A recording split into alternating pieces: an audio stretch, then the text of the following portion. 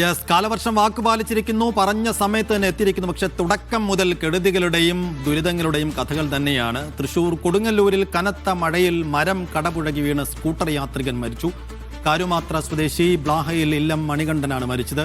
ശ്രീനാരായണപുരം പടിഞ്ഞാറെ വെമ്പലൂർ റോഡിൽ പോഴങ്കാവിലാണ് അപകടം ഉണ്ടായത്. റോഡരികിൽ നിന്നിരുന്ന കൂറ്റൻ വാഗമരം മഴയിൽ കടപുഴകി വീഴുകയായിരുന്നു. നട്ടരാജ് പരശുറാം വിശദാംശങ്ങളുമായി. നട്ടരാജ്, എന്താണ് സംഭവിച്ചത്?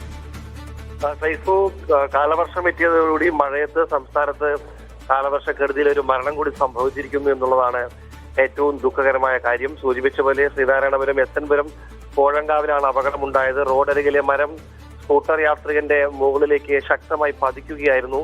വെള്ളാങ്കലൂർ കാരുമാത്ത സ്വദേശി ബ്ലാഹയിൽ മണികണ്ഠൻ ശാന്തി ആണ് മരിച്ചത്.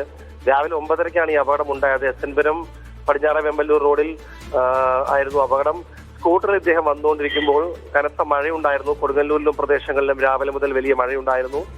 വലിയ ശബ്ദത്തോടുകൂടി നല്ല കാറ്റിൽ വാഗമരം അദ്ദേഹത്തിന് മുകളിലേക്ക് വീഴുകയായിരുന്നു.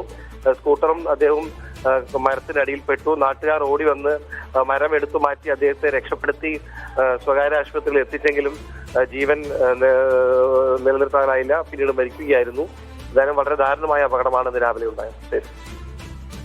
ശരി.